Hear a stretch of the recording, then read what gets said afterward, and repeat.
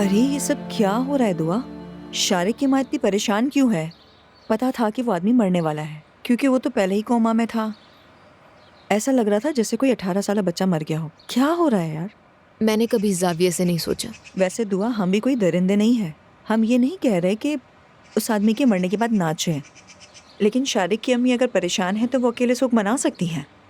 देखते हैं वसीयत दे के उसका रद्देअमल क्या होता है। तुम कहना क्या चाह रही हो? प्लीज जरा मुझे खुलकर बताओ। देखो दुआ, मैं इस बारे में कुछ नहीं कहना चाहती, मगर ये सारी सूरत हाल नॉर्मल नहीं लग रही है। क्या तुम्हें ये सब कुछ नॉर्मल लगता है दुआ? शारिक के बाबा का इंतकाल हुआ है और ऐसी सूरत हाल में दुआ शारिक टूटा हुआ होगा।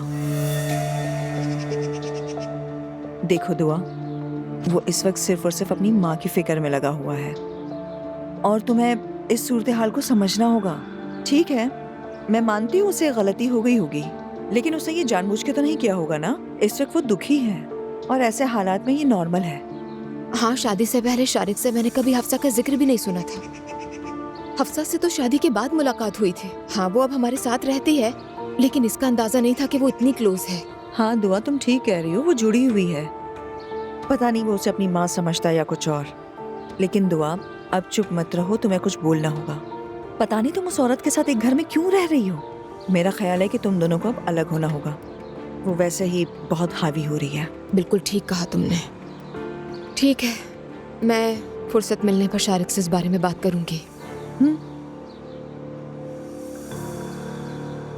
उन्होंने अपनी वसीयत पहले ही तैयार कर ली थी कि उनकी तमाम दौलत गरीब तलबाओं को दे दी जाए।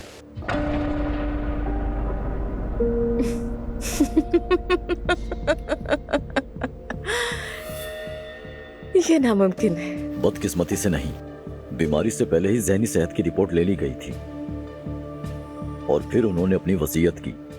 ये आप क्या कह रहे हैं? मुझे समझ नहीं आ रहा। मेरे ख्याल में वो समझ गए थे कि आप लोग लालची हैं। मैं तुम्हें मार डालूंगी। बदतमीज, तुम हम पर ऐसा इल्जाम कैसे लगा सकते हो? हाँ, गैर इखलाक।